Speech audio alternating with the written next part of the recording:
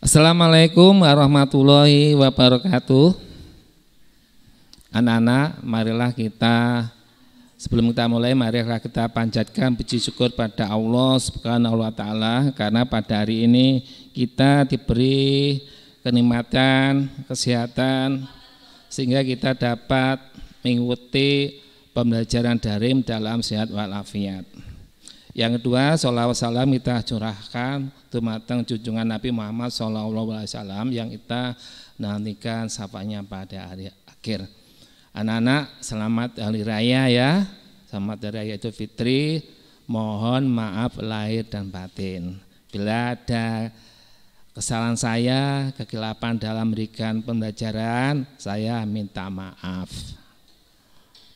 Untuk hari ini saya sebelum pembelajaran kita mulai, marilah kita berdoa semoga dalam pembelajaran refresh ini dapat bermanfaat dan membawa barokah. Amin ya rabbal alamin. Berdoa mulai. Bismillahirrahmanirrahim. Raditu billahi robba wa bil islami dina wa bi Muhammadin nabiyya wa rasula. Rabbi zikni ilma warzuqni fahma birahmatika ya arhamar rahimin.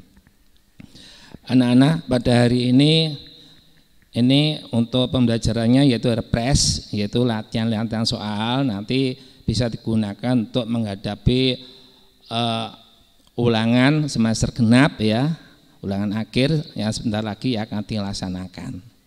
Untuk itu saya ini mengadakan refresh latihan soal supaya nanti apa? Nanti anak-anak bisa mengerjakan soal dengan benar. Ya, ini saya mulai ya untuk latihan soal. Untuk soal pertama saya baca. Nomor 1, struktur yang benar sebuah teks ulasan film dan drama adalah, anak sudah tahu toh teks ulasan itu apa toh? Teks yang mulas tentang kelebihan dan kelemahan karya sastra. Ya, bisa cerpen, bisa novel. Nah, ini pilihannya ada 4. A. Orientasi, evaluasi, tafsiran isi, rangkuman. C. Maaf ya, susunannya terbalik. B. Tafsiran isi, orientasi, evaluasi, rangkuman. C. Orientasi, tafsiran isi, rangkuman, evaluasi. D. Orientasi, tafsiran isi, evaluasi, rangkuman. Mana yang urut kira-kira? Mungkin ada yang tahu? Nah, ini untuk anak-anak nanti bisa mengingat, bisa beri tanda ya di akhir jawaban itu, yaitu jawabannya do. Orientasi, tafsiran, isi, evaluasi, rangkuman. Jadi terakhir rangkuman. Terus nomor 2, orientasi pada struktur teks ulasan film dan drama membahas apa? Ya. Di sini jawabannya ada 4. Mana yang benar? Siapa yang tahu? Kita baca jawaban A, penilaian penulis ulasan mengenai film atau drama.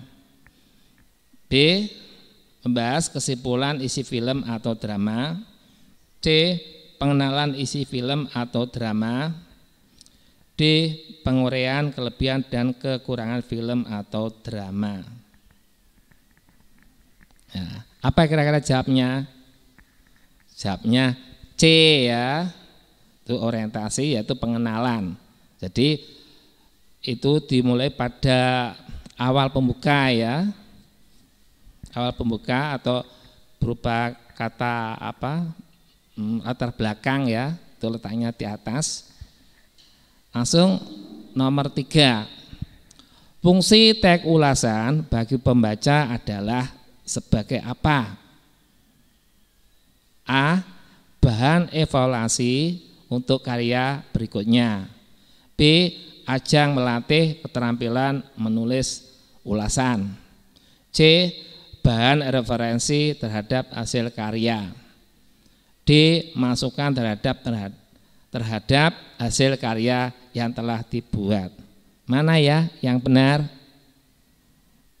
Yang betul jawabnya C, yaitu sebagai bahan referensi terhadap hasil karya.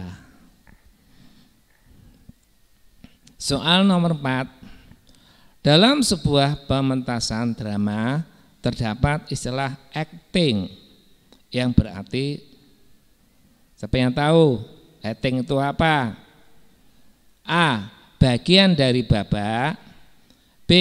Aturan perpindahan dari satu tempat ke tempat lain. C. Kegiatan memerankan tokoh. D. Gerakan-gerakan yang dilakukan pemain. Apa kira-kira jawabannya? Jawabnya C ya, yaitu kegiatan memerankan tokoh. Berarti perannya sebagai tokoh apa? Tokoh utama, apa tokoh lawan, apa tokoh pembantu. Lanjut soal nomor 4. Film Exam ini sangat mempermainkan logika penonton dari awal hingga akhir. Semuanya berawal dari beberapa kandidat yang mengikuti ujian khusus. Pertanyaannya bahkan tidak ada. Mereka hanya berikan selembar kertas kosong dan pensil. Siapa yang mengira bahwa semua itu adalah ujian paling mematikan dan mencekam dalam hidup mereka? Unsur film yang diulas pada teks tersebut adalah A. Identitas film. B. Ringkasan film. C. Kelebihan film. D. Kekurangan film. Apa kira-kira jawabannya? Jawabnya B, yaitu tentang ringkasan film. Karena itu berisi garis besar. Nomor 5. 1. Pemilihan dan latar film ini mayoritas bersifat outdoor atau di luar ruangan yang mengakibatkan kualitas suara dan gambarnya kurang jelas. Nomor 2. Namun jika dinilai secara keseluruhan, film Laskar Pelangi itu sangat bagus. Film ini memberikan dampak dan pengaruh besar pada penikmat film di Indonesia pasca pemutaran perdananya. 4. Betapa tidak masyarakat Indonesia yang notabene-nya tengah tergila-gila dengan film horor dan action ini langsung berbalik haluan dan memilih untuk menyaksikan film realita ini. Apa ya jawabnya? Kalimat yang tidak menandakan penilaian. Jadi yang tidak menandakan penilaian ya. Penulis terhadap film yang diulas dapat pada kalimat nomor berapa? Jawabnya yang betul nomor 3. Ya, berarti C. Selanjutnya nomor 6. Berikut yang merupakan ciri teks ulasan. Tadi anak sudah tahu ya, teks ulasan itu apa? Itu tentang penilaian kelebihan, kelemahan isi karya sastra. Sekarang ciri-cirinya ya. Di situ jawabnya ada 4. A. Merupakan uraian dari sebuah hasil karya. B. Memuat informasi mengenai sebuah karya berdasarkan opini penulis. C. Berisi kritik terhadap sebuah hasil karya. D. Merupakan ringkasan dari sebuah hasil karya. Jawabnya do. Merupakan ringkasan dari sebuah hasil karya sastra. Nomor 7. Perbedaan dalam mengulas buku fiksi dan non fiksi adalah, anak sudah tahu toh buku fiksi. Jadi fiksi itu cerita khayalan ya. Kalau non fiksi kebalikannya. Ya. Kalau fiksi contohnya seperti cerpen, novel. Kalau non fiksi seperti buku yang kamu pelajari setiap hari. Ya itu buku pengetahuan. Bisa bahasa Indonesia, PPKN, bisa karya ilmiah. Nah, di sini perbedaannya apa? A. Buku fiksi lebih mudah daripada buku non-fiksi. B. Buku fiksi mengungkapkan deskripsi umum. Sedangkan buku non-fiksi tidak. C. Buku fiksi mengungkapkan unsur intrinsik, buku non-fiksi mengungkapkan bagian-bagian dari buku. D. Buku fiksi menggunakan kata-kata yang penuh dengan kiasan, buku non-fiksi menggunakan kata-kata yang lugas apa adanya. Apa ya jawabnya? Jawabnya C ya. Itu mengungkapkan unsur intrinsik. Apa tahu unsur intrinsik? Unsur intrinsik itu unsur yang membangun kaya sastra dari dalam, seperti tema, tokoh, alur, setting, latar dan sebagainya. Jadi jawabnya C ya. Lanjut nomor 8. Berikut ini yang tidak termasuk dalam orientasi sebuah teks ulasan adalah A. Deskripsi umum. B. Tokoh yang berperan dalam karya tersebut. C. Sinopsis. Sinopsis bisa berupa ringkasan isi cerita ya, atau cerpen. D. Opini penulis. Jadi yang tidak termasuk dalam orientasi berarti jawabnya A. Deskripsi umum. Nomor 9. Hal yang tidak perlu diungkapkan dalam sebuah teks ulasan adalah A. Deskripsi umum karya, informasi detail pembuat karya. C. Keunggulan karya. D. Identitas karya yang diulas. Apa yang tidak perlu diungkapkan? Yaitu B, yaitu informasi detail pembuat karya. Jadi pembuat karya tidak perlu diungkapkan ya. Nomor 10. Kisah lengkap perjalanan geng bocah terpapar penuh warna di buku Eliana ini. Buku ini merupakan buku keempat serial anak-anak Mama setelah Berlian atau buku kedua, Pukat atau buku ketiga, dan Amelia buku pertama yang terbit 2011. Inilah serial terbaik untuk memahami kasih sayang keluarga, kesederhanaan, serta keteguhan tekad berbuat baik. Dalam komentarnya, pembina Komnas Anak Kak Seto menyatakan bahwa Terelie atau penulis buku ini mengajak pembacanya menghargai dunia anak-anak lewat karya ini. Penggalan teks ulasan tersebut merupakan ulasan buku berjenis apa? Siapa yang tahu? A. Biografi, B. Fiksi, C. Non fiksi, D. Psikologi. Ya tentunya ya fiksi ya, karena berupa isi cerita khayalan ya. Nomor 11.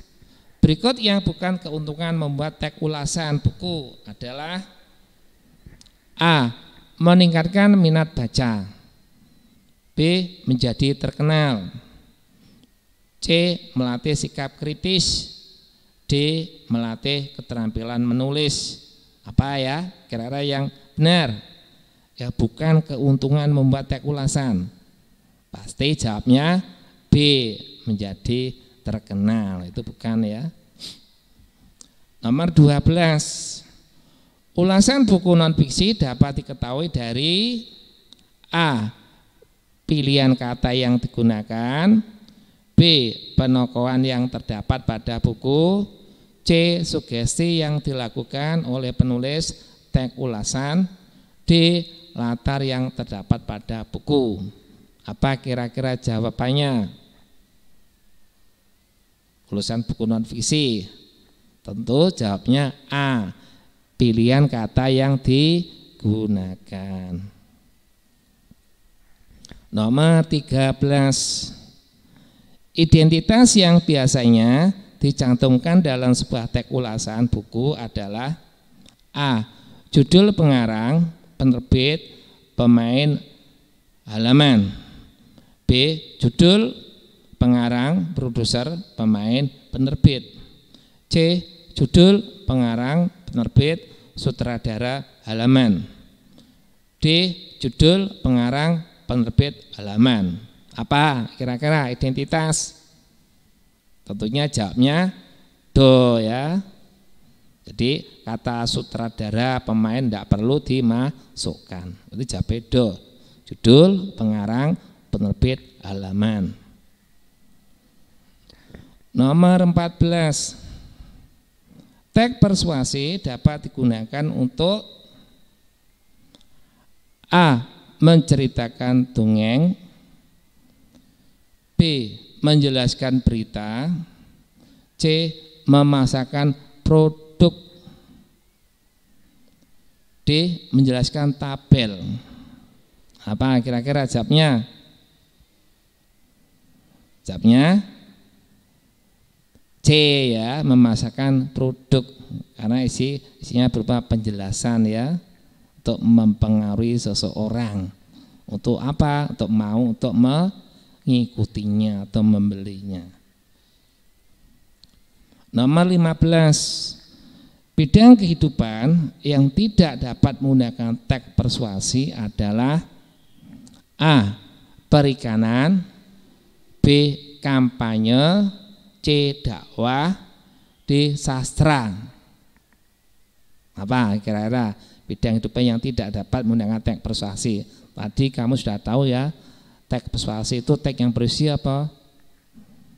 Penjelasan yang isinya mempengaruhi orang lain ya. Jadi jawabnya yang tepat do, yaitu sastra ya. Nomor 16. Hal berikut yang termasuk ciri teks persuasi adalah A. Tujuannya adalah mengajak pembaca menambah wawasan. B. Adanya urutan waktu dalam rangkaian peristiwa. C. Adanya data, fakta untuk memperkuat argumen. D. Diperlukan opini orang lain dalam menjelaskan sesuatu. Apa ciri-ciri teks persuasi? Ada yang tahu? Ya pasti jawabnya C. Jadi adanya data, fakta untuk memperkuat argumen. Lanjut, nomor 17. Kalimat yang menggunakan kata keja yang menyatakan penjelasan adalah A. Marilah berikan vaksin untuk putra-putri kita secara benar dan tepat. B. Pemberian vaksin akan meningkatkan daya tahan tubuh terhadap penyakit. C. Vaksinasi dibutuhkan oleh seluruh anak usia dini hingga orang dewasa. D. Vaksinasi adalah proses mendapatkan kekebalan terhadap penyakit tertentu. Apa jawabnya? Kalimat yang menggunakan kata keja. Kata keja itu apa toh? Kata yang melakukan pekerjaan atau tindakan. Jawabnya do ya. Berarti vaksinasi adalah proses mendapatkan kekebalan terhadap penyakit tertentu. Nomor 18. Kalimat yang menggunakan konjungsi penjelasan adalah, konjungsi itu kata penghubung ya. Jadi kata penghubung yang menyatakan penjelasan. A. Di posyandu putra putri kita akan ditimbang secara gratis. B. Oleh karena itu setiap anak wajib mendapatkan vaksinasi dasar. C. Janganlah lupa membawa putra-putri kita ke posyandu. D. Kesehatan adalah hal dasar bagi manusia. Mana kira-kira yang benar? Kata penghubung apa yang tepat pada kalimat tersebut? Tentunya jawabnya B. Oleh karena itu setiap anak wajib mendapatkan vaksinasi dasar. Soal berikutnya nomor 19. Kalimat yang menggunakan konjungsi sebab akibat adalah A. Pupuk organik adalah pupuk yang berasal dari tanaman. B. Ayo galakkan penggunaan pupuk organik di kalangan petani. C. Pupuk organik bagus karena mampu mengurai unsur hara dalam tanah. D. Salah satu kelemahan pupuk organik, pupuk anorganik adalah dapat mencemari tanah. Mana yang betul? Konjungsi sebab akibat. Jawabnya C. Pupuk organik bagus karena mampu mengurai unsur hara dalam tanah. Sebab akibat ya. Berikutnya soal terakhir, yaitu soal nomor 20. Kalimat yang menggunakan kata tugas yang menyatakan ajaan adalah A. Janganlah siswa dibiarkan membeli makan di pinggir jalan. B. Oleh karena itu siswa dibiasakan membawa bekal. C. Marilah kita tingkatkan kesehatan siswa di sekolah. D. Banyaknya siswa yang sakit perut akibat jajan sembarangan. Mana kira-kira jawabannya? Yang mengandung unsur ajaan. Ajaan untuk mengikutinya. Tentunya jawab C, yaitu ada kata marilah kita tingkatkan kesehatan siswa di sekolah. Ini soal terakhir. Ini mohon anak-anak dipelajari ya, diulang lagi, siapa tahu nanti ulangan semester genap ada yang keluar. Untuk itu marilah kita akhiri dengan bacaan Alhamdulillahirabbil alamin. Assalamualaikum warahmatullahi wabarakatuh.